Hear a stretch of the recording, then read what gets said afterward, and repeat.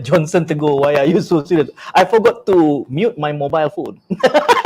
So I wanted to reach it out just now. Oh Tak no. apalah. Assalamualaikum, salam Ibah. Jumpa lagi pada petang di Malaysia, di Persimpangan di Malaysia 360. Saya Syed. Saya Jonson. Penuh data. Ini macam dah mengira undi ya ni.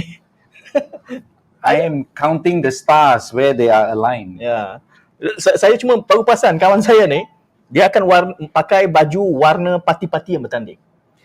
Okay. Purposely, ya. Before you say this is I this is didn't the say Green Party. Okay, the Green Party. I want to start that party for GE16. Okay. Hari bila dia pakai baju warna merah? PSM. So which party are you actually? I am no party. No party. But you declared the other day that you are PSM. Anyhow, ini adalah Malaysia di Persimpangan dan seperti mana biasa pukul istimewa hari ini kita mulakan awal sedikit kerana hari ini kita ada kelewahan. Ada tetamu yang ramai dan kita akan masukkan satu persatu, tetapi kita bersama resident panel kita dahulu. Tapi news of the day, anything that you want to share?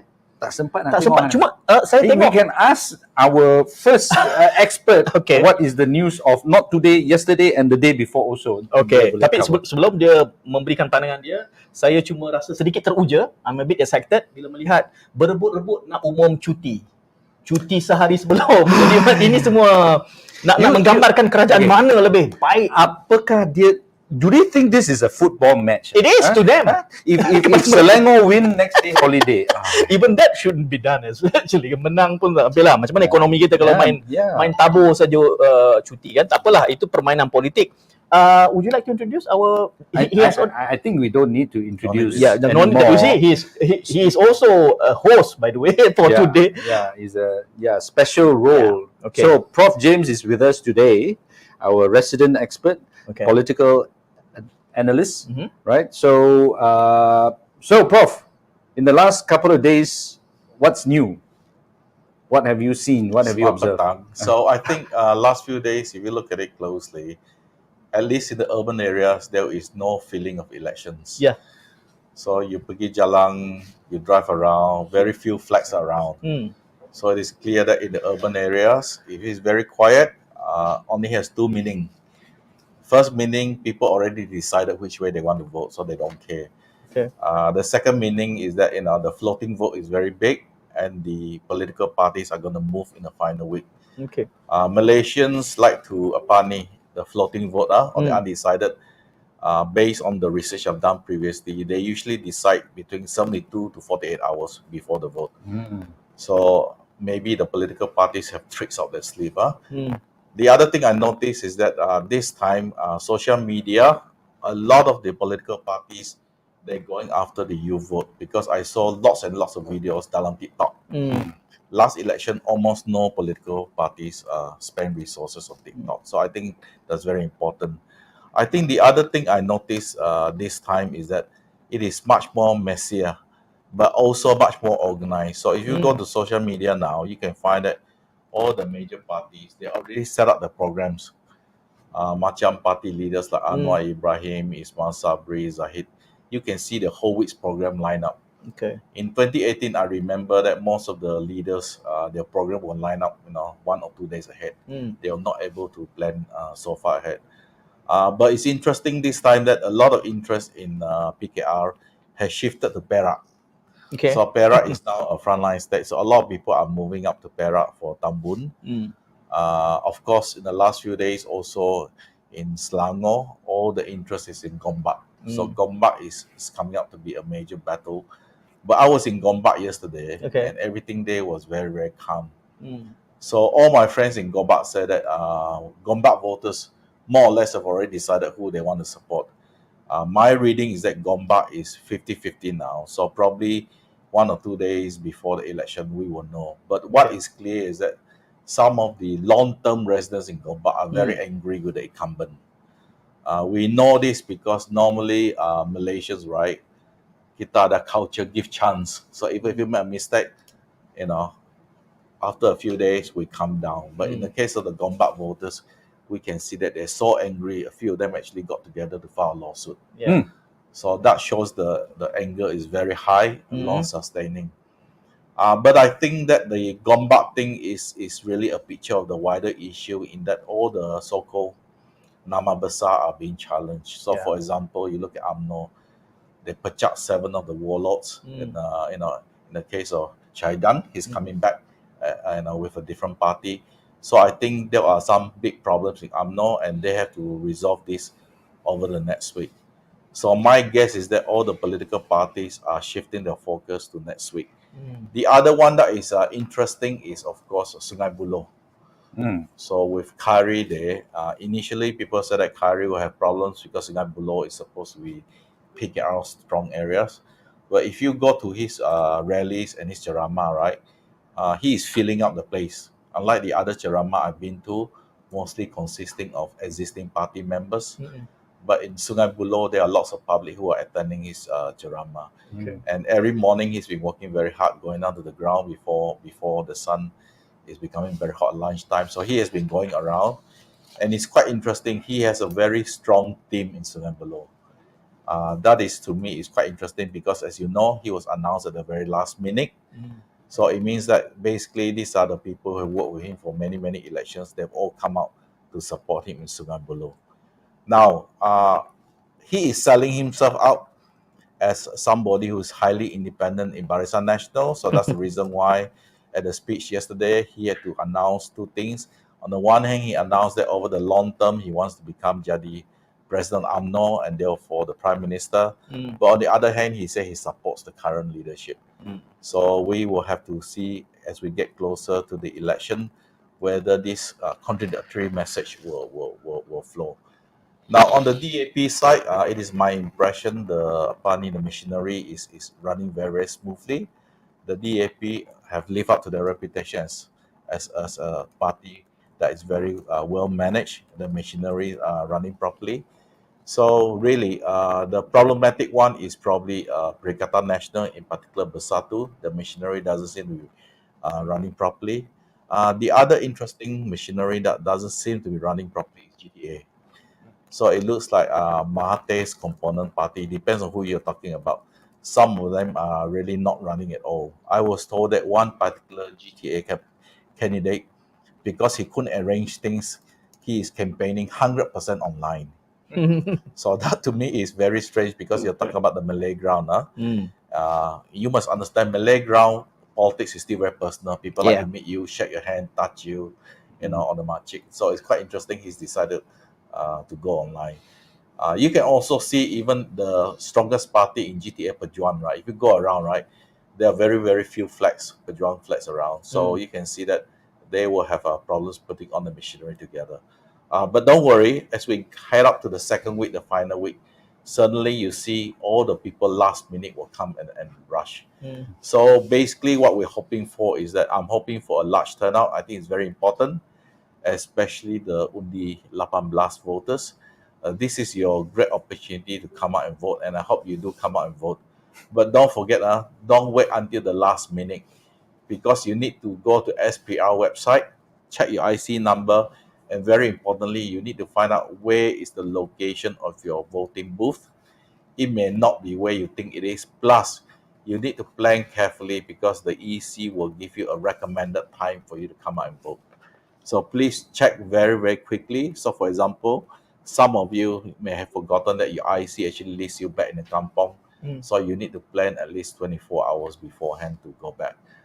Don't waste your vote. I urge you to come out in large numbers, especially if you are a voter in the kampong. Your vote will really make a difference. So I'm hoping that the younger voters will come out in large numbers. Remember, in Johor, they only came out about 50% of the eligible voters. So let's not repeat the same mistake, because if the younger people had come out in Johor in big numbers, then maybe we will have more than one Muda in Johor, right? Yeah. So Muda is running, quite a number of candidates this time, and I'm sure you don't want to repeat the mistake of having only one Muda candidate. So please come out and vote. Of course, I'm not asking to support Muda. I'm just saying that this is a chance for you to take part in the process, a chance for you to raise your voice and tell the government what sort of government and what sort of people to represent you. Yeah. James, semasa bercakap soal jentera itu, ada juga misalnya amanah, tidak kelihatan jenteranya. Bagaimana dengan muda? dengan stamina mereka, jiwa mereka, semangat. Tapi kita tahu bahawa ramai anak muda yang rasa macam apatis.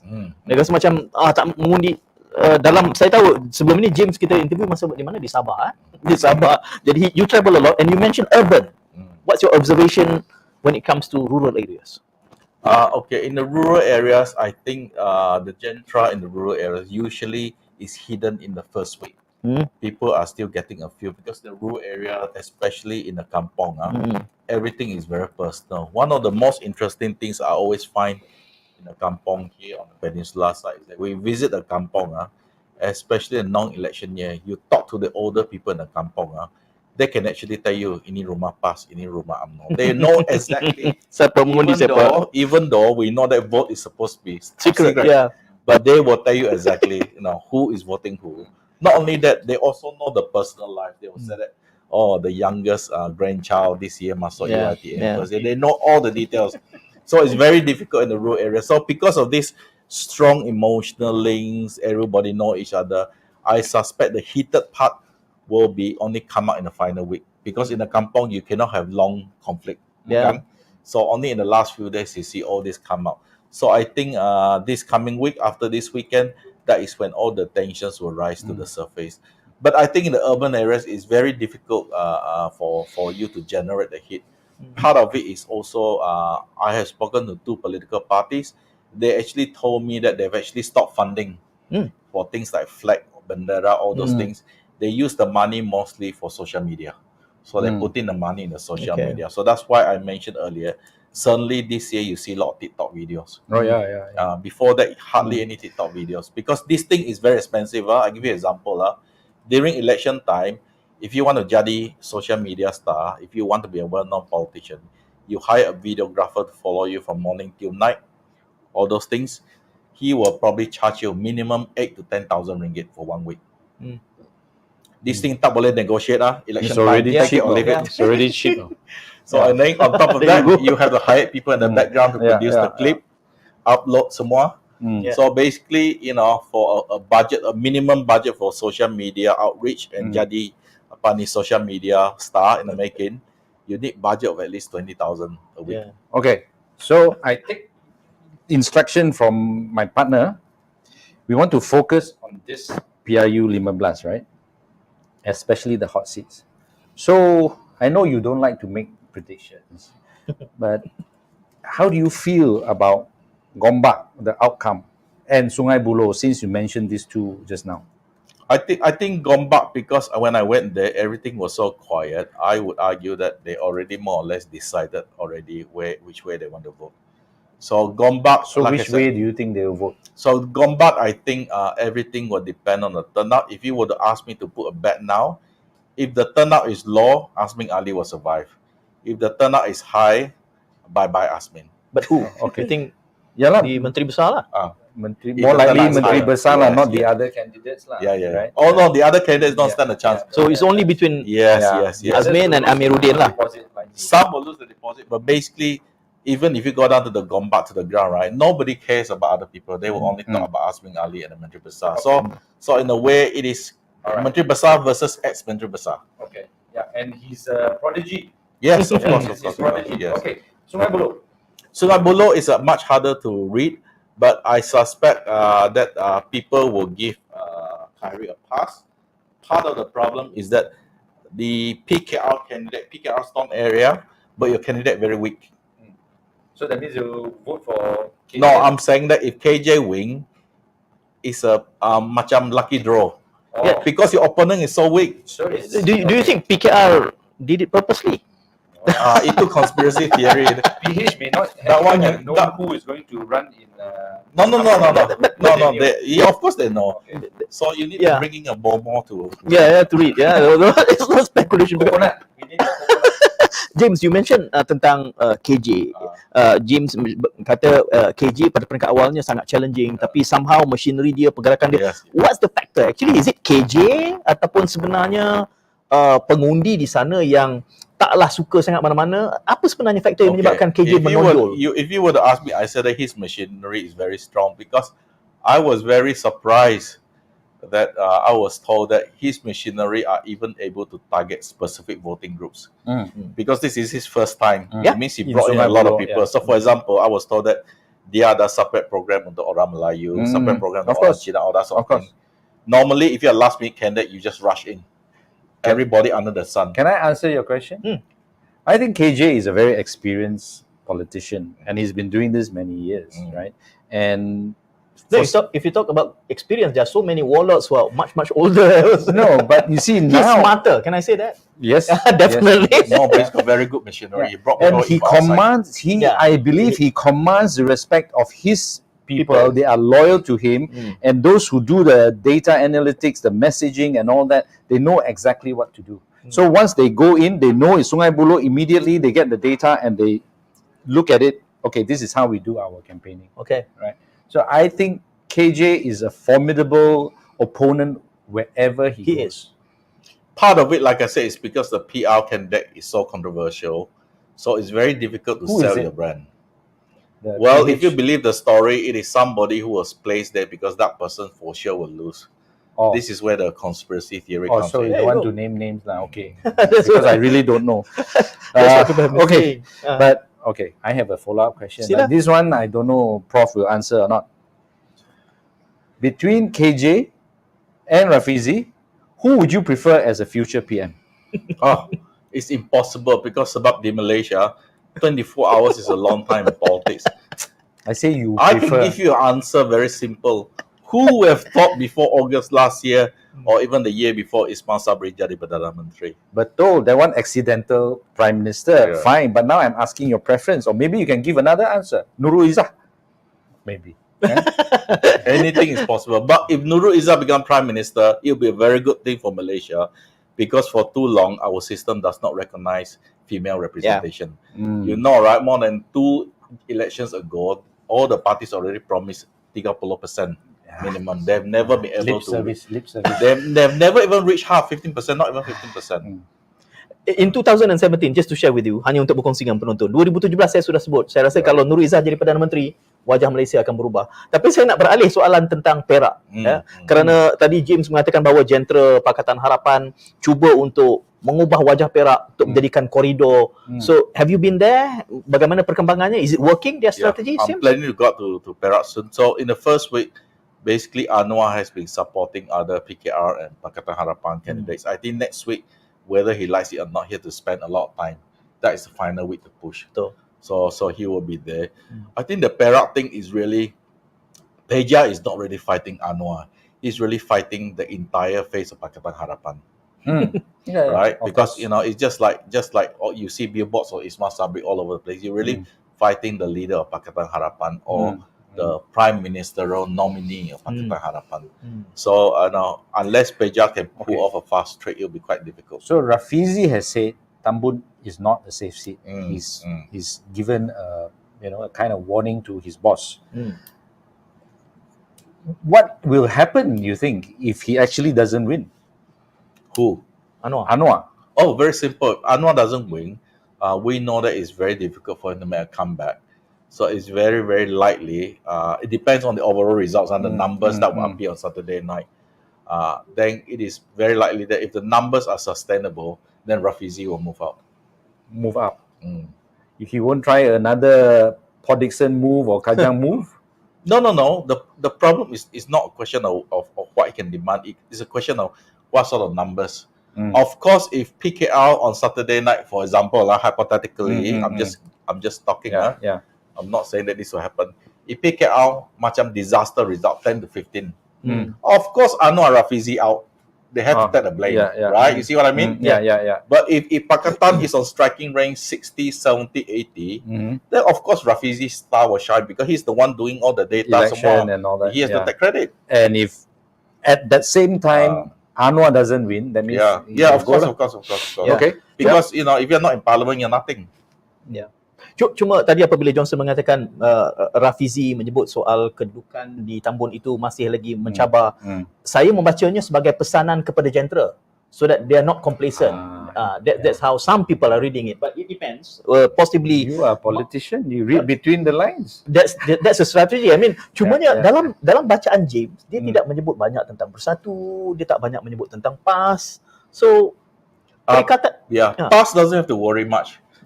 kira selamatlah No, because PAS supporters are very different from all the other political Very loyal. parties. Not only very Hardcore. loyal, they have a thing which all the other parties don't have.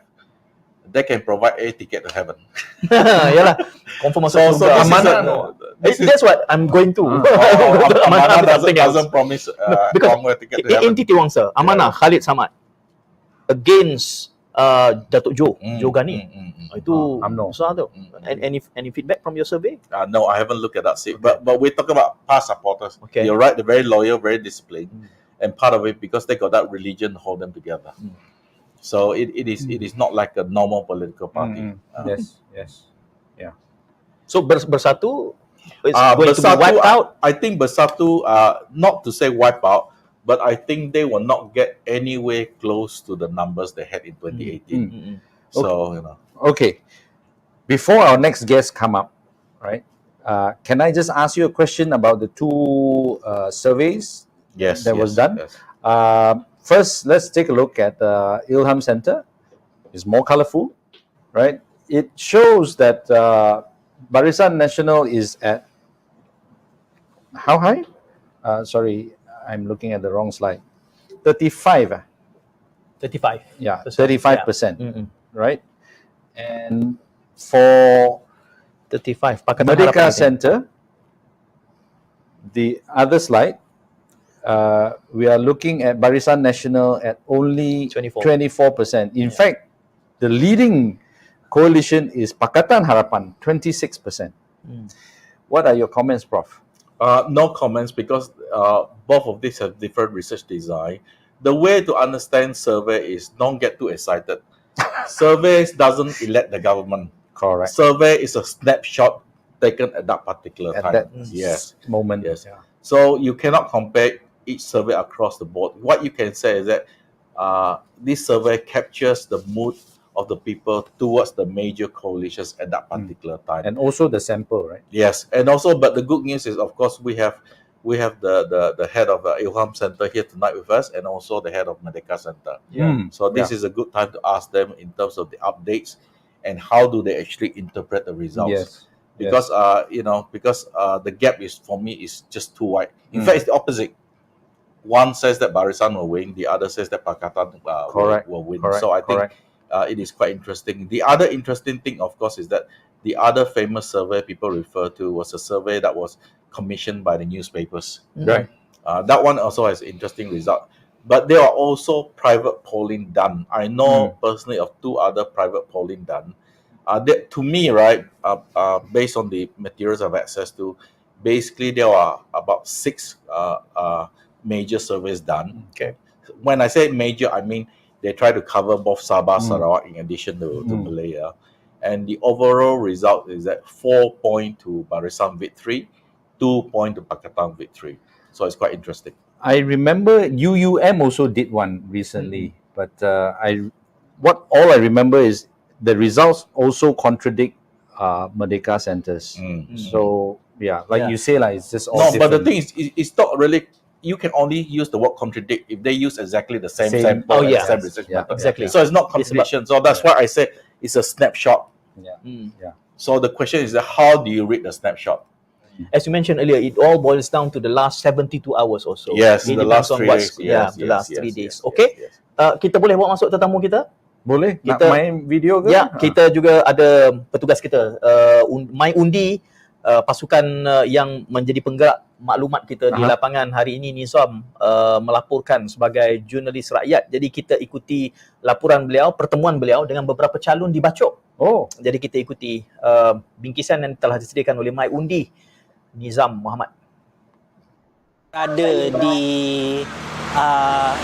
Pejabat Tanah dan Jajahan Bacok yang menjadi pusat yang diuruskan oleh SPR sebagai lokasi untuk penamaan calon bagi PRU 15 bagi Parlimen P025 Bacok, yang mana di Bacok ini bakal menyaksikan pertembungan 5 penjuru daripada UMNO Barisan Nasional.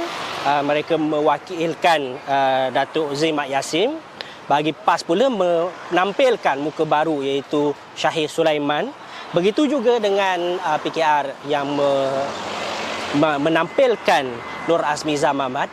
Manakala Putera pula mempertaruhkan Kamarul Azam Osman dan satu calon baru dengan logo bendera putih kosong iaitu Haji Zulkifli Haji Zakaria. Ini ialah respon-respon mereka. Okey, sudah semestinya kita bersedia kerana kita telah merancang dan kita telah putuskan. Ini adalah keputusan bersama. Yang menonjolkan wakil ataupun calon kita pada hari ini adalah keputusan daripada parti. Sudah semestinya persediaan ini daripada hubungan kita yang telah kita bina begitu lama, kita yakin dan percaya semua orang dilibatkan kepada satu pemimpin. Saya yakin dan percaya saya terus berjumpa dengan pengundi ataupun buat apa saja untuk kepentingan semua untuk memenangkan parti UMNO dan Barisan Nasional. Sebagai anak kampung, anak jati Bacok ini, ada beberapa fokus area lah.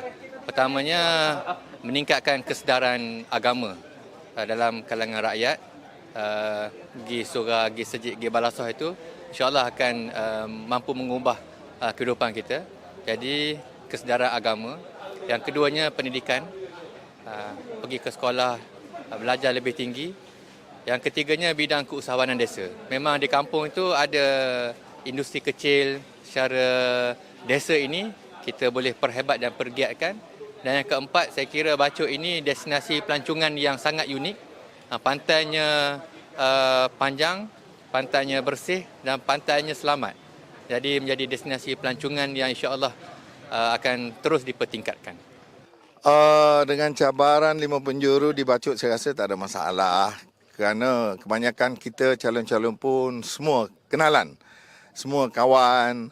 Jadi kita make it game ni sebagai pertandingan persahabatan bagi mencari calon-calon ahli parlimen yang lebih berkelayakan demi untuk rakyat Bacok. Jadi kita tahu keadaan di Bacok, kami lebih arif keadaan di Bacok, maka kami perlu berbuat sesuatu untuk rakyat Bacok. Okey. Bila saya dapat jawapan walaupun tak rasmi bahawa permohonan saya untuk tidak dicalonkan itu diterima, hati saya rasa amat lega. Sebenarnya bukan parti yang beritahu saya tak, tapi sebenarnya permintaan itu daripada saya awal lagi. Saya dah minta. So apabila di hari penamaan calon dah naik calon baru iaitu saudara Syahir, saya rasa amat gembira. Pertama, tugas saya dah selesai. Tinggal lagi rasa bersalah, takut-takut tidak dimaafkan oleh rakyat tu masih lagi lah. Saya mohon ampun daripada Allah Ta'ala. Dan semoga rakyat di negeri Bacok ni memaafkan saya di atas segala salah silap saya sepanjang bertugas. Masa depan saya, itu saya tak sebut lagi lah. Cuma sekarang ni saya kira untuk tempoh 2 minggu ni, saya akan turun di Bacok untuk turut sama-sama membantu jentera Bacok untuk memastikan kemenangan bagi PAS ataupun bagi PN, insyaAllah. Ya, itu hasil daripada tinjauan Nizam Muhammad, jurnalis rakyat kami dari kumpulan My Undi. Terima kasih diucapkan. Anda juga boleh menyarankan kepada kami kalau ada siapa saja calon, khususnya calon yang ingin tampil di rancangan ini untuk ditemu bual bagi kita menguji bagaimana manifesto dan juga semangat kepimpinan yang akan ditawarkan. Dan seperti Jonson, kita janjikan kita ada tetamu-tetamu tambahan lagi. Dalam poster kita penuh hari ini meriah. Yang berada di studio pada waktu ini, HISOMMUDIN Bakar, Pengarah Eksekutif Ilham Center. Baru saja kita petik hasil laporannya tadi. Islam, Assalamualaikum. Waalaikumsalam. Terima kasih kerana hadir ke studio kami. Ya, saya. Ini studio politik. Ini war room kami ni. Kalau laptop Jonson ni jangan diambil ni bahan. Non-disclosure agreement sudah sign. belum. Dia masuk je studio kita. Dia belum, lepas ni jangan balik dulu ya. Sign disclaimer dulu. Dan juga secara dalam talian kita ada IBRAHIM SUFFIAN daripada Merdeka Center tentunya. Ini semua kawan-kawan yang kita suka. Ben boleh dengar Ben? Okey, boleh dengar, sorry. Okey. Hi Ben. How are you Ben? Okey, alhamdulillah okey. Nampak penat Ben? Itulah. Tak pernah kerja. Okey. Jadi hari ini kami meriah sebab kita ada Hisom di sini, Ben online dan juga James Chin juga bersama. Mungkin kita tanya persoalan tadi kita bangkitkan tentang laporan Merdeka Center dan juga Ilham. James persoalkan, do you still stand by with the result that you reported, hasil yang kita kongsikan seketika tadi. Hisom dulu. Baik, kajian itu sebenarnya merujuk kepada kajian yang kita kutip daripada lapangan di Semenanjung Malaysia dan juga Borneo sebelum pembubaran parlimen, sebelum pembubaran parlimen. Dan ketika itu kita lakukan ketika itu bulan Ogos dan September, berakhir 30 September, menunjukkan bahawa dapatan ketika itu lebih menjurus kepada sentimen yang saya anggap sebagai di luar daripada tekanan pilihan raya. Maksudnya itu adalah suara yang mungkin kita cerap pengakuan daripada responden yang lebih natural lah. Sebab ketika dah masuk pembubaran, dia sudah mula ada elemen yang agak tense. Ketika kami mengutip sekarang ni sebenarnya fasa kedua dan fasa ketiga adalah, sekarang fasa ketiga lah. Fasa kedua kami tak rilis dia punya dapatan kerana tidak banyak perbezaan. Tapi fasa kedua sudah lengkap. Fasa kedua sudah lengkap sebenarnya ketika pembubaran parlimen itu. Sehingga tarikh penamaan calon. Lepas sekarang ni dah mula penamaan calon, kami mula buat persidangan akhir. Tapi laporan fasa kedua belum dikeluarkan? Kami rasa kami akan gabungkan sekali dengan fasa 3. Ya, bila jangkaan laporan itu? Jangkaan ketika biasanya Ilham ni kita akan keluar lebih kurang 2 hari ataupun 3 hari sebelum tarikh kemudian. Dan menariknya mungkin belum secara rasmi tapi banyak beza daripada sebelum penamaan. Apa yang saya lihat di sini, apabila dalam fasa kedua saya turun ke utara, ke Langkawi, kemudian saya turun ke Padang Besar, Kanga, Arau, Jerlun, Kubang Basu. Ketika itu apa yang kami lihat, mood masih lagi dalam keadaan sejuk lah. Maksudnya pengundi tidak ada keterujaan terhadap politik sekeliling mereka. Belum lagi ada perang bendera dan sebagainya. Memang sekarang pun perang bendera sangat terhad. Ya, betul. Ketika pasukan saya turun ke pusingan ketiga ini masih lagi tidak sehangat dulu yang kita lihat. Tetapi apa yang menariknya ialah kelompok yang dalam kajian itu, kalau kita lihat mereka yang menjawab tidak pasti ataupun tidak tahu ataupun kita istilahkan sebagai pengundi yang belum membuat keputusan, undecided voters, dalam kerangka 20 hingga 21% itu konsisten dalam kajian kami ketika sebenarnya Ilham bermula daripada bulan Jun lagi, Jun, Julai, Ogos, September. Kelompok yang decided itu pada data kami ialah sebanyak 20 hingga 21%. Konsisten jumlah itu. Dan saya rasa dalam tempoh menjelang hari penamaan hari pengundian nanti dia makin mengecil. Jumlah itu. Tetapi dalam sehari lepas saya bersama dengan mahasiswa yang bawah 20 tahun, 18 hingga 20 tahun, mahasiswa daripada UiTM Alor Gajah, masih lagi mereka undecided. Saya tanya bila nak buat keputusan. Tengok abang 2-3 hari lagi mengundi kan. Maknanya konsisten dengan 72 jam. What the prof says lah. We are last minute shoppers. Right? So I have a follow up question. So about 20% of voters are still undecided. Can you tell us roughly which age group they are, or is it across the board? Untuk kelompok yang undecided ni, terutamanya kelompok muda lah. Kelompok muda. Paling jelas ialah 18 hingga 20 tahun. Dan semua bangsa? Kalau kita masuk lagi 18 hingga 25 tahun. Semua bangsa. Dan semua bangsa. Semua bangsa. Tapi yang paling jelas saja yang Melayu lah. Bagi kelompok masyarakat Cina, dia lebih sudah decide lah. Saya rasa dia orang dah decide. Kita ingin bandingkan pula dengan hasil dapatan daripada Merdeka Center BAN. Cuma menariknya, satu menggambarkan bahawa PH mendahului dan satu lagi culaan menunjuk bahawa Barisan Nasional mendahului. James tadi menggambarkan soal metodologi. Tapi elok kita dengar dulu daripada Tekong Merdeka Center. Ya, terima kasih saudara saya Munawar dan juga tim My360 ini kerana mendapatkan saya. Saya minta maaf tak dapat hadir ke studio. Tapi apa yang saya nak sebutkan di sini ialah kami menjalankan kajian juga setiap bulan. Dan kita melihat beberapa perkara yang agak menarik di mana ada perbezaan dari segi pattern yang ditunjukkan oleh pengundi itu. Sebelum desas-desus pembubaran itu berlaku, kita mendapati bahawa di kalangan responden, Melayu lah khususnya, sentimen untuk Barisan Nasional itu masih kuat. Jadi kita mendapat figure dalam kajian kita tu yang 42%. Tetapi dalam beberapa bulan yang lepas, kita mendapati bahawa jawapan yang secara terbuka di kalangan pengundi apabila kita tanyakan kepada mereka pilihan untuk 3 coalition itu termasuk Gerakan Tanah Air dan juga lain-lain parti itu semakin hampir kepada tarikh penamaan calon dan pembubaran itu, figure itu berkurangan. Jadi apa yang dipaparkan dalam slide tadi ialah dapatan semua responden, di mana terdapat responden bukan Melayu dan juga Melayu. Tetapi apa yang jelas daripada penemuan kami lah setakat ini dan juga setakat semalam ialah di kalangan pengundi Melayu terdapat penurunan sokongan daripada Barisan Nasional yang ketara, manakala ada peningkatan untuk Perikatan Nasional.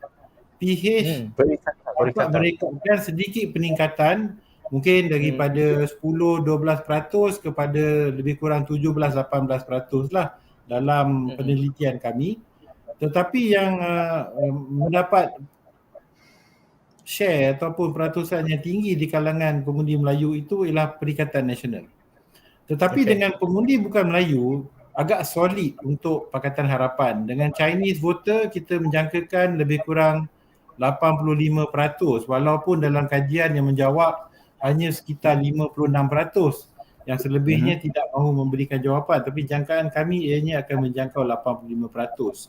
Dengan pengundi India secara terbuka mungkin dalam lebih daripada 50% kata akan undi pakatan, tapi kami rasa mungkin figure itu boleh menjangkau 70-75%.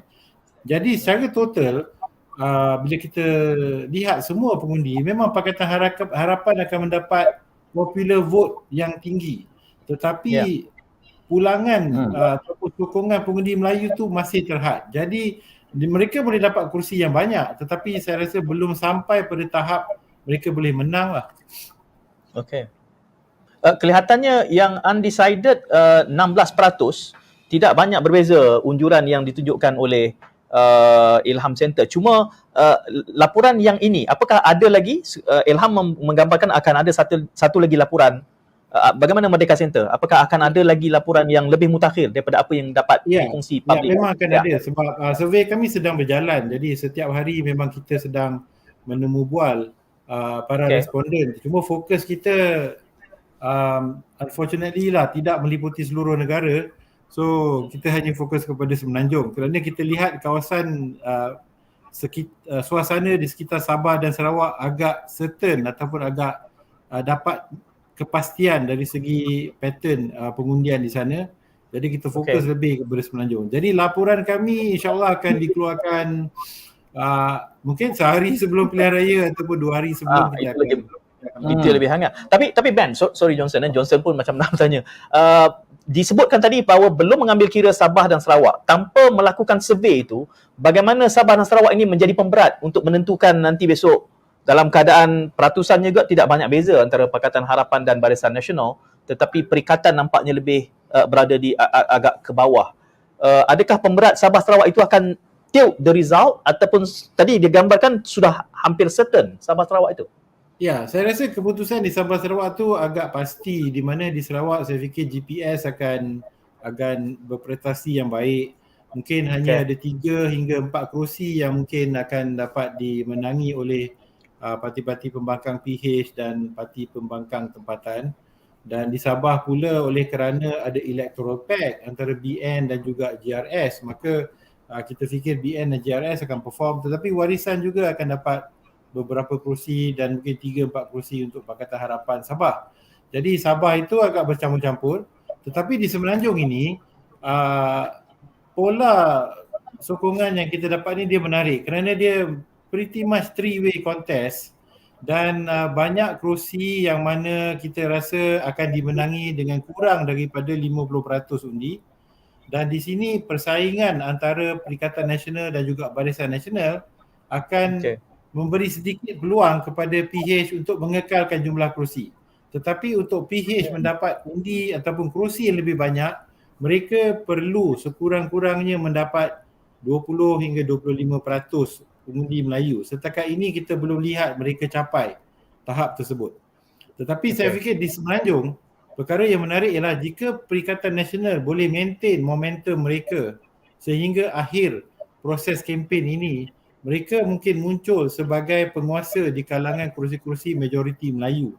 Tetapi tidak cukup untuk membentuk kerajaan secara bersendirian lah. Ya, seperti yang kita jangkakan perlu pakatan. Bacaan Ilham, Sabah Sarawak, ada buat survey di sana? Saya akan ke Sabah Jumaat nanti. Okey. Saya akan melihat. Kita akan memata-matai Hisom bergerak ke mana. Ini sama tak James baru. No, actually, I find that very interesting because some people are already predicting the Sabah or Sarawak parties will be the kingmaker, right? So, if I'm not mistaken, GRS and GPS have sort of allied themselves with BN, correct? So, you were in Sabah recently, James. Who do you think Warisan will lean towards after the election? I know they're still keeping their cards close to their chest. Will they lean towards somebody, or are they trying to build themselves up as a fifth bloc? I think we start off with the premise what you just said is completely wrong. Okay. The reason is because the politicians in Sabah and Sarawak, they don't really care what is happening here on the Malaya side. What they will look for is on Saturday night, they want to look at the final numbers. And decide. And only then they'll decide. I think what is clear is that in terms of comfort zone, obviously they are hoping that Barisan will do very well so that they can join Barisan, somebody they've been working for a long time, other history.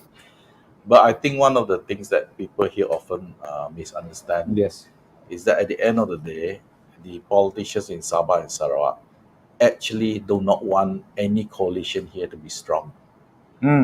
So that you have to depend on Sabah and Sarawak so they can gain concession, autonomy, more development funding, whatever lah. Whatever. But they do not want to be strong. So the nightmare scenario for Sabahans and Sarawakian is, suppose your coalition here menang 120, 130, very, very stable. Sabah, Sarawak macam cram on top. You don't really need them. That would not work well. But that's not a likely scenario, is it? Well, we have to see. I think people here often forget make predictions. I think campaign matters. Yes. And a very simple example is you look at 2018. Last night, the speech given by Mahathir and Najib that really swing a lot of people. People can see themselves. Right. So I think, as our two special guests have mentioned, if the block of undecided is 20%, those are crucial 20%. Because in the rural area, we use first past the post. 20% in the rural area makes a big difference. It's not like urban areas. So can we ask Ben, because just now Hisom said that majority of those undecided are the young, but from what I see in your table, above 40 is also very high. Is almost, in fact, is more than the young. So what do you think? Yeah, I think, we have an interesting phenomenon in this election. Yes, number one, we have a large number of young people. In fact, in our survey, we found that younger people tend to have a lower number of people who are undecided. It's actually the older people above 40, particularly women. In fact, our surveys show that nearly 60% of Malay women remain undecided. And why I think this group is going to be pivotal is because in the Malay electorate, there's currently now a real alternative to Barisan Nasional and UMNO. So we're just talking still very peninsula-centric conversation here. Real alternative to Barisan Nasional. And and for what we know in the past, most undecided voters don't really have strong loyalties to political parties. They might vote on issues, but most times they vote on candidates. And when we look at who's the most popular candidate as a prime minister among Malay voters, tends to be Muhyiddin Yassin over Anwar Ibrahim or Ismail Sabri, let alone Zahid Hamidi. So we think that this could be a factor that could swing some of the undecideds over to Perikatan Nasional. At the same time, we found that as the campaign started on nomination day since Saturday, we find that there is a decline in terms of open Malay support for PN, and so among Malay voters. So we have this interesting phenomenon where the PH numbers are fairly stable, but Barisan seems to be losing support to Perikatan in many of the Malay segments. Ya, Hisom, bacaan tentang realiti tu, Muhyiddin Yassin sebagai faktor dia akan menjadi magnet kepada Perikatan. Saya melihat begini, dalam konteks tadi, undecided ni sama ada dia termasuk dalam kelompok pengundi muda ke, pengundi yang berumur ke. Sebenarnya kalau pengundi yang berumur ni, yang banyaknya undecided ni ialah mereka yang pengundi automatik. Maksudnya kalau tak pernah mengundi macam sebelum berumur saya ni dah 2 kali pilihan raya, ini kali ketiga dari umum yang saya lalui. Gelombang tinggi dan rendah pun dahulunya saya tak mengundi. Apakah yang menarik sangat dengan pilihan raya kali ini? Jadi maksudnya memang mereka ni undecided, tetapi adakah mereka akan keluar mengundi? Itu satu persoalan. Tapi apa yang menariknya ketika kami turun ke lapangan, kalau pandang sisi yang lain, yang menarik ataupun yang menimbul persoalan saya kali ini ialah dari segi persediaan parti. Saya boleh menganggap bahawa apa yang terjadi begini ialah semua tak bersedia untuk menghadapi pilihan raya umum kali ini. Maksudnya macam terpaksa berdepan. Yang lebih membingungkan kami ke lapangan ini ialah Barisan Nasional. Sepatutnya BN ini mereka yang setting pilihan raya kali ini. Kan? Sepatutnya Tapi mereka ada upper hand dalam menyusun calon ke manifesto ke. BN. Barisan Tapi nampak mereka yang macam, tetapi yang macam haywire-nya adalah BN. Dan boleh dikatakan sampai sekarang sebahagian jentera di bawah ni peringkat PDM tidak serancak dulu.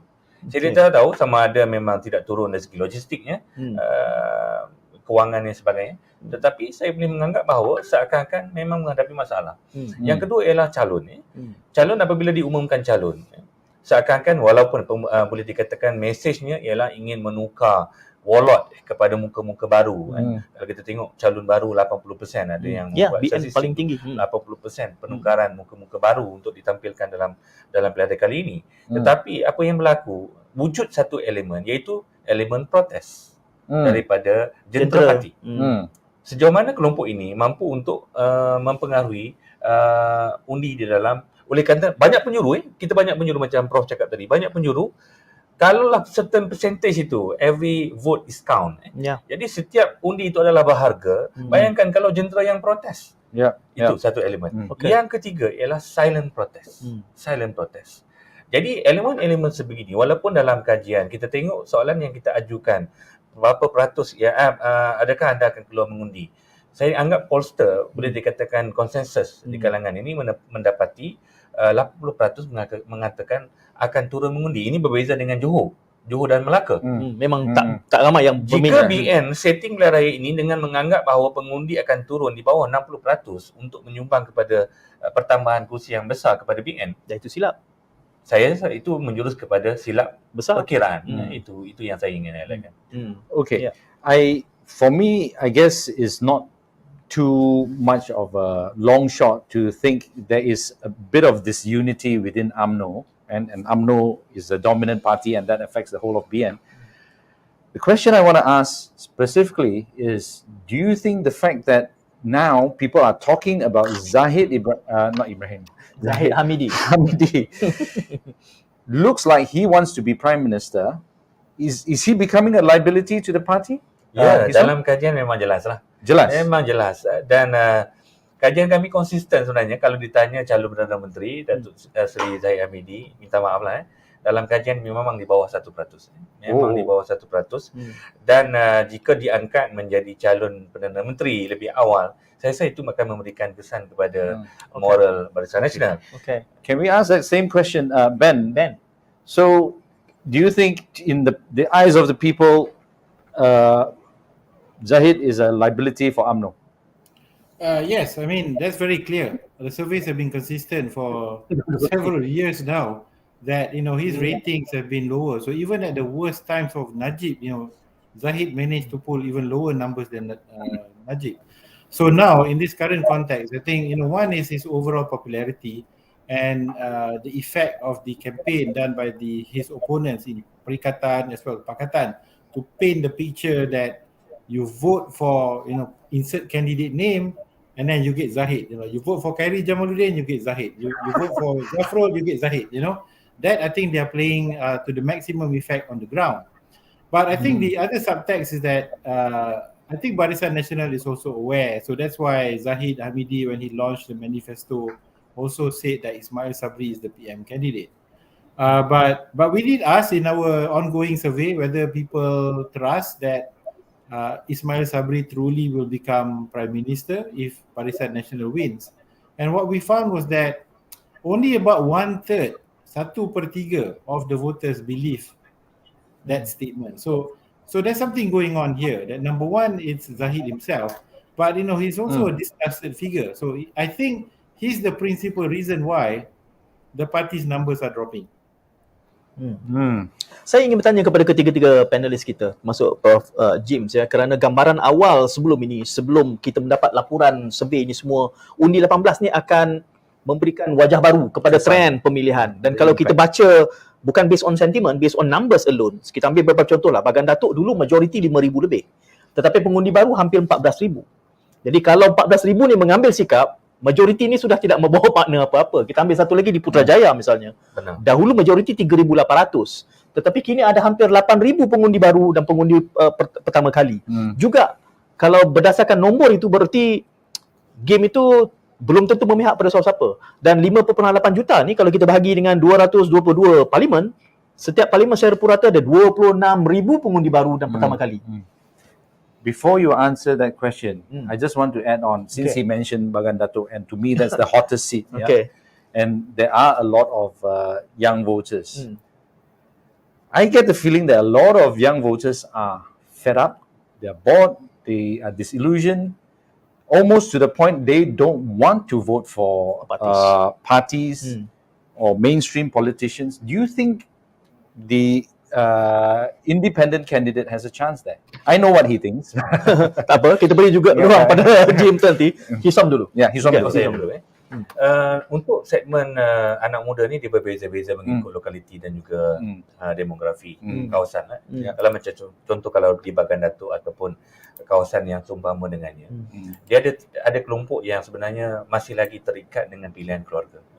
Jadi anak muda, tetapi mereka ini dipaksa oleh parent, dipaksa oleh keluarga mereka untuk mengundi parti. Sebagai contoh, saya dalam temu bual mendalam dengan anak muda begini, kebanyakan yang mengatakan, ya ayah saya memang dahulu UMNO totok, kalau boleh dia minta saya balik mengundi UMNO.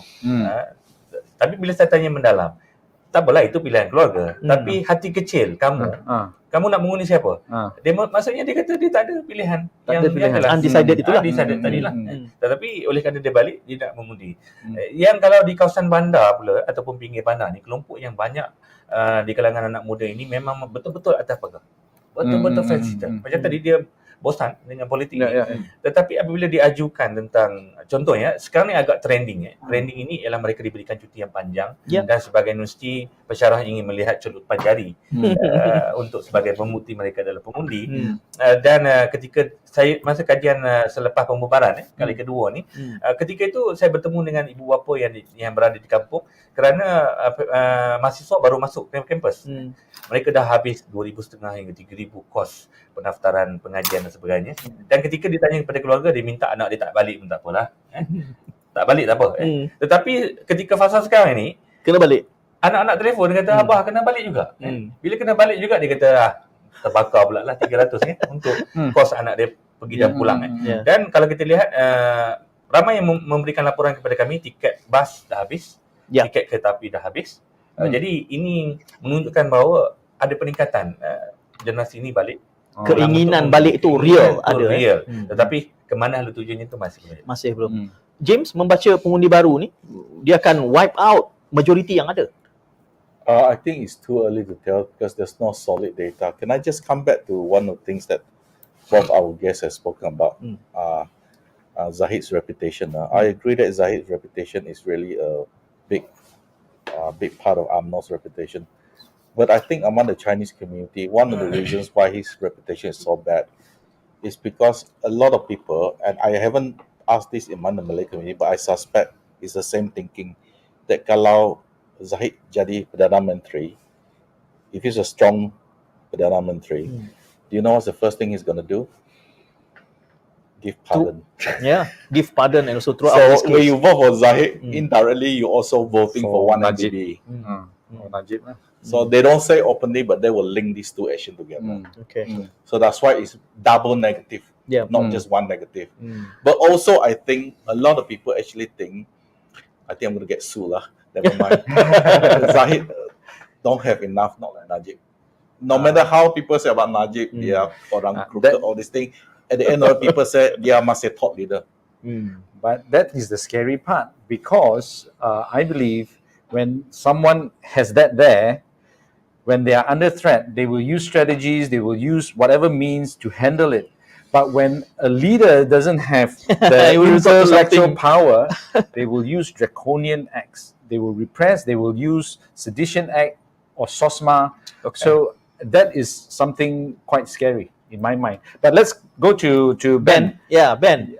Soalannya tadi, soal undi muda, kalau ikut berdasarkan nombor semata-mata, dia boleh menenggelamkan apa juga majoriti yang ada dalam PRU yang lalu. Tetapi kelihatannya di dalam survey yang tuan-tuan berdua buat ini, tidak menggambarkan itu. Ya, saya rasa pertama sekali di kalangan pengundi muda, pattern yang sedia ada iaitu mengundi menurut pola ataupun kecenderungan kaum tu masih exist. Kalau di kalangan pengundi bukan Melayu, majoritinya masih akan memihak kepada Pakatan Harapan, sama ada tua ataupun muda. Jadi di situ not a major shift is expected di situlah. Tetapi di kalangan pengundi muda Melayu, kita dapat lihat agak jelas yang tarikan parti itu sangat rendah. Khususnya dengan pengundi Melayu. Dengan pengundi Cina, kita dapati pengundi muda Cina, parti merupakan faktor yang masih paling besar, walaupun bukan majoriti lah, tidak terlalu dominan. Tetapi mereka agak jelas apabila kita tanya dia nak pilih mana dan sebagainya. So, adakah faktor pengundi muda ini akan menenggelamkan? Saya rasa ya, kerana pertambahan pengundi-pengundi baru ini, dia tidak sekata, dia bukan across the board 27% peningkatan daripada daftar pemilih. Dia ada di sesetengah tempat yang ramai. Dan di sini saya kena bezakan. Di Semenanjung pun banyak tempat macam di Selangor, Negeri Sembilan, KL, ramai pengundi baru.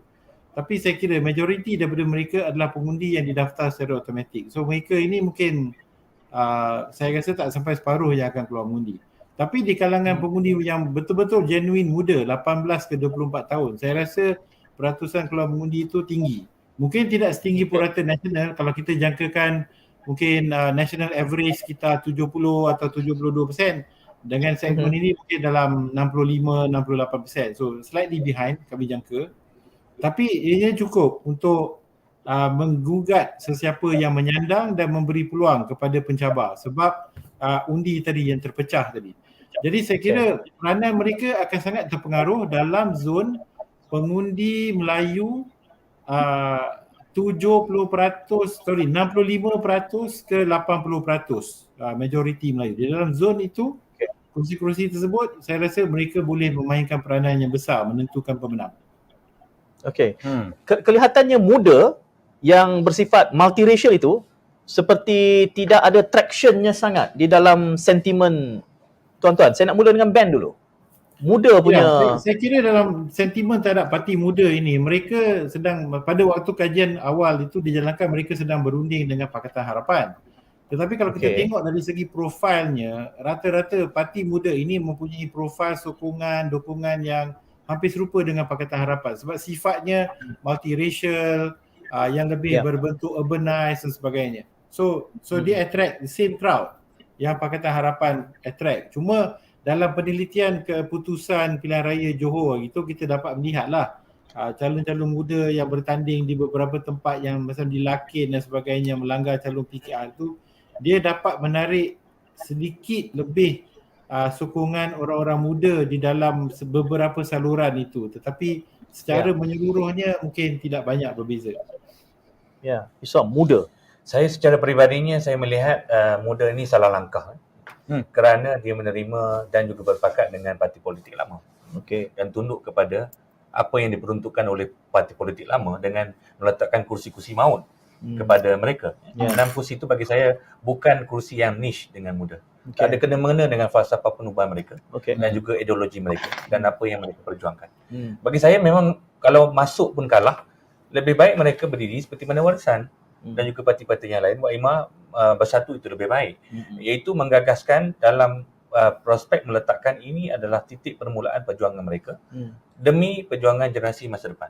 Lebih jelas untuk mereka mendapatkan ini adalah suara anak muda betul-betul kalau mereka adalah bertanding di kawasan bandar, kerana itu adalah niche mereka. Kalau mereka memilih yang diperuntukkan oleh Pakatan Harapan di kursi pedalaman Tanjung Piai, kepala batas. Apa? Banyak sekarang. Orang Bagi muda saya mana? memang tidak ada. Kalau betul-betul sincere dan honor dengan keberadaan muda, sepatutnya Pakatan Harapan juga perlu meletakkan posisi yang tepat untuk meletakkan lonjakan yang boleh disumbangkan oleh muda. Itu saya punya komen. Actually, I would love to comment about how PH has behaved in terms of the allies that they could have, for example, PSM or Muda, but I don't want to get into that. I think what's really interesting now is, I think several have said, campaigning makes a difference, right? We have 9 days left. What do you gentlemen think that the political parties should be doing? Low-hanging fruits, high impact, just little effort, they will get a high results. What are the key? I don't think there is a single pattern, depending on which group you're targeting. Okay. The only consistent pattern I can tell you in Sabah and Sarawak, on the 18th of November at night, it's going to rain heavily. So it's paper coming down. Paper coming down.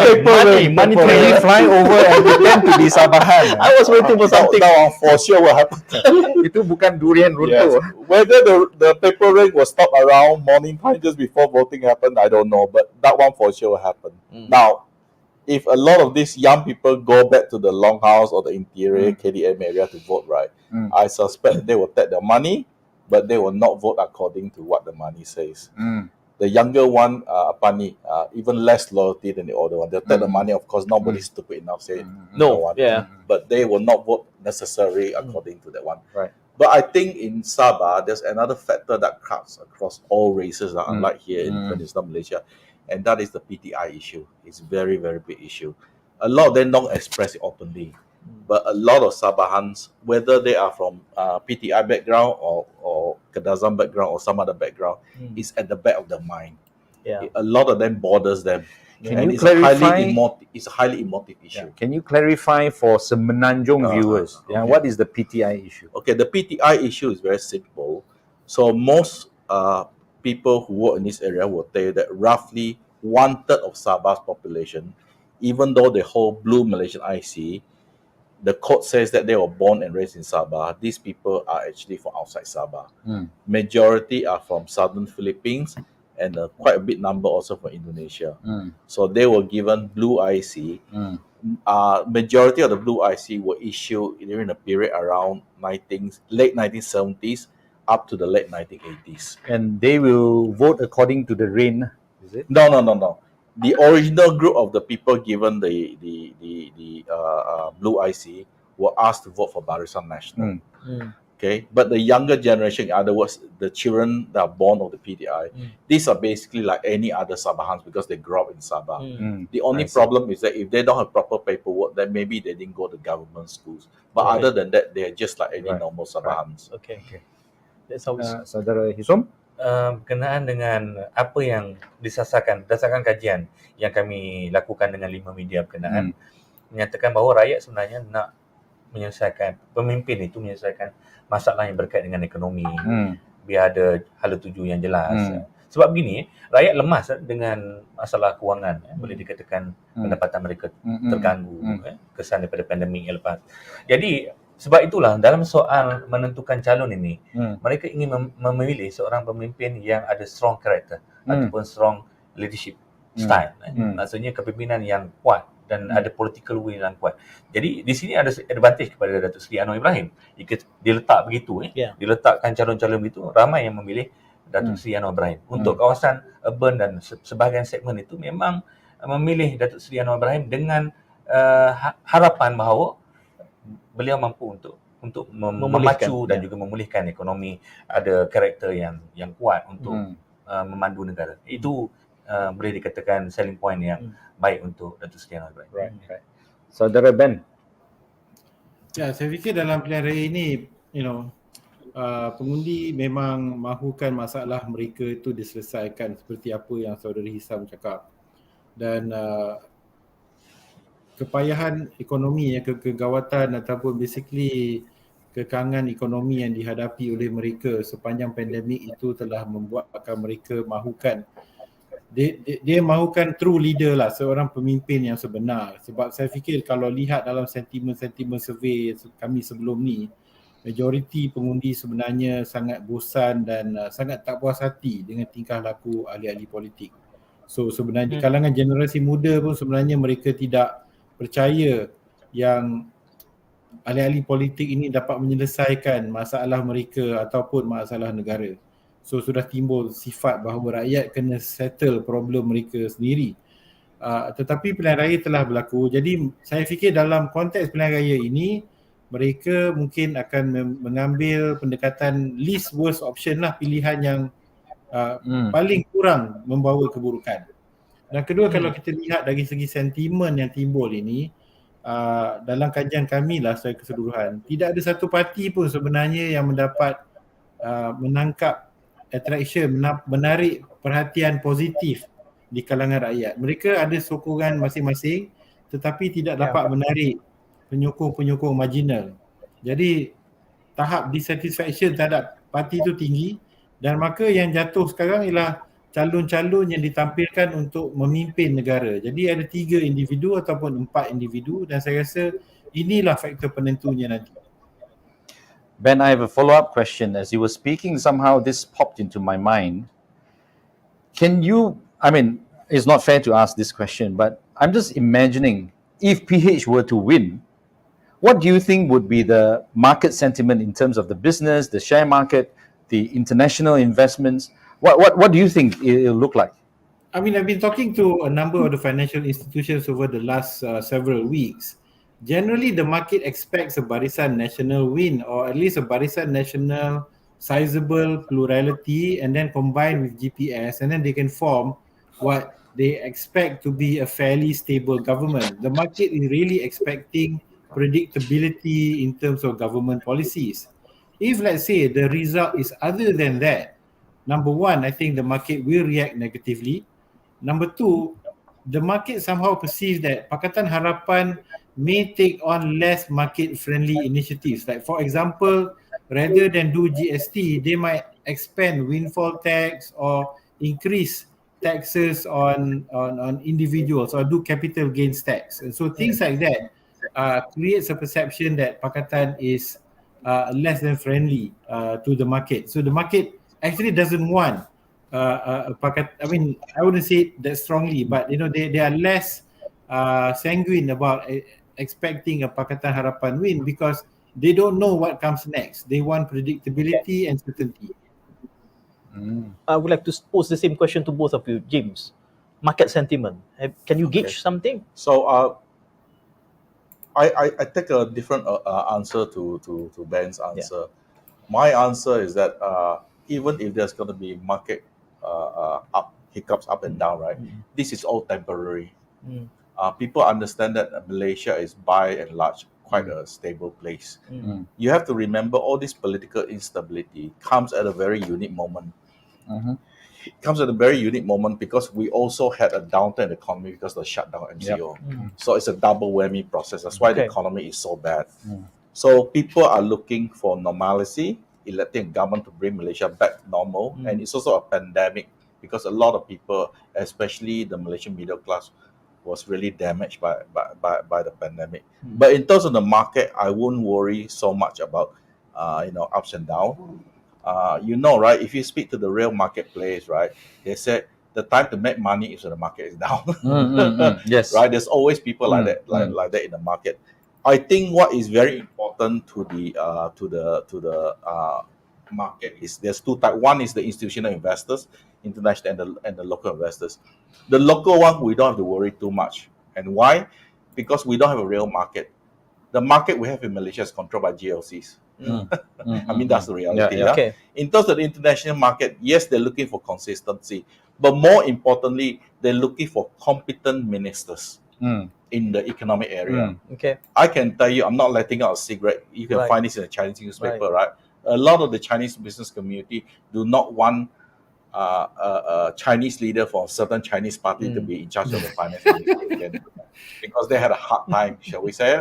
So it is this thing. On the surface, it looks like a racial issue. It's not. Because at the end of the day, ringgit and money has no color. Everybody wants to make money. They want consistency. Because one of the things about the Malaysian economy, which people don't realize, Malaysian economy is not like a normal economy. Perfect example is that the biggest buyer in the Malaysian economy is government procurement business. And government procurement business, right? How should I put it delicately? It doesn't run on racial. It doesn't run on rational rules of business. It runs more like Bomo economics. Also, funny Bomo economics. That reminds me of Nazir Razak's statement. There is no economy in Malaysia, but political economy. Yes. So there are all sorts of funny things happening there, which I think a lot of people. That's the reason why, every time the ministers change, right? People get excited because they think another group is coming up. So I think in terms of the market, we shouldn't worry about it. Even if the disruption is only for a very short period. Okay. It will always go back, because Malaysia, at the end of the day, we have a very, very stable economy, because Malaysia is basically an outward-looking economy. Okay. Hisom. Saya rasa dalam pasaran ini mereka perlu ada plan A, plan B. Takkan dia ada satu pilihan saja kan. Maksudnya sebelum ini pun sudah berlaku pertukaran kerajaan. Tetapi apa yang saya ingin melihat macam tadi lah, dia ingin melihat siapa Menteri Kewangan, Menteri Perdagangan, MITI dan sebagainya. Itu akan menjadi kayu ukur keyakinan pelaku asing untuk terlibat, dan menjadi beban sebenarnya kalaulah tadi senarionya ialah Datuk Seri Anwar Ibrahim dipilih menjadi Perdana Menteri, menjadi beban kepada beliau untuk memulihkan keyakinan itu dan juga memilih barisan kabinet yang kompeten. Sebab apa yang berlaku sebelum ini ialah memang menteri tidur saja, menteri pasu bunga lah itu, dan akhirnya menjejaskan keyakinan pelaku asing. Jonson.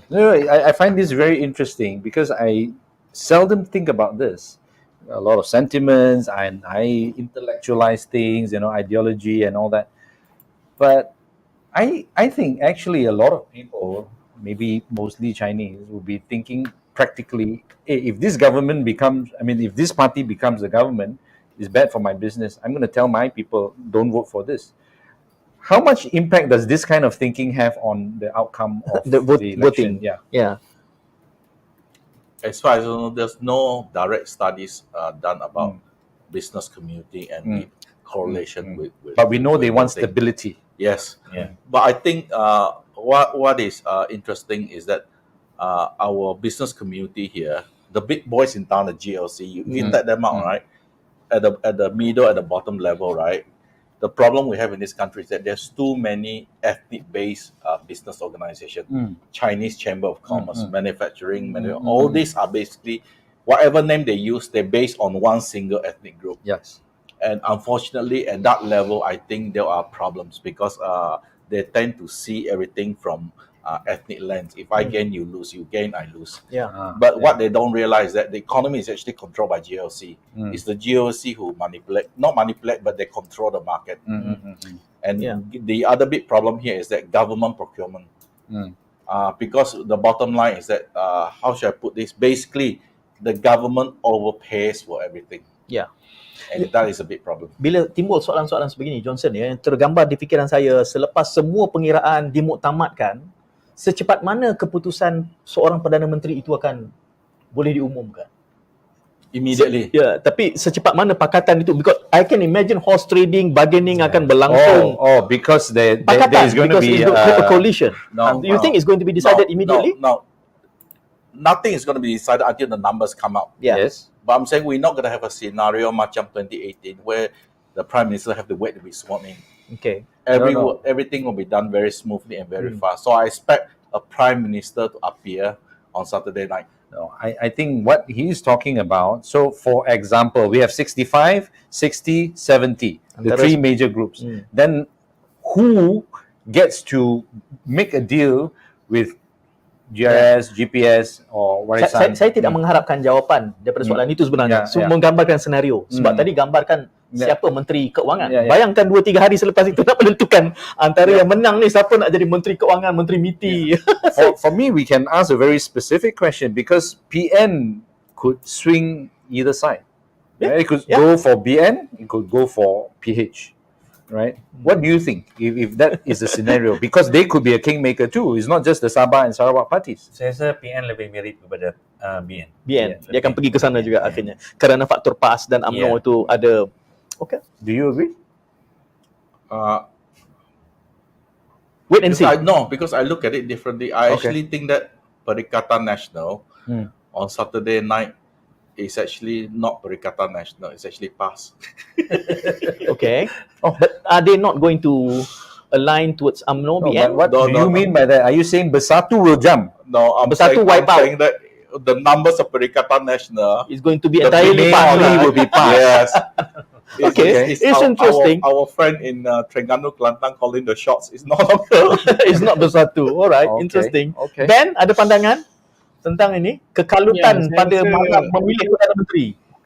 Ya, saya tak pasti sebab saya rasa mungkin kalau kita tengok pattern yang sedia ada ini, trend ini kekal dan ini caveatnya lah, anything can happen antara sekarang hingga hari pilihan raya. Mungkin ada momentum yang berbeza akan timbul pada hujung minggu ini.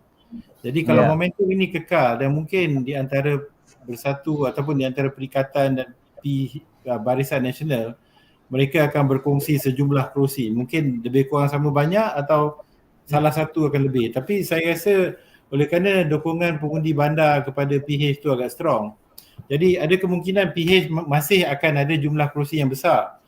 Bisa katalah 70 kerusi.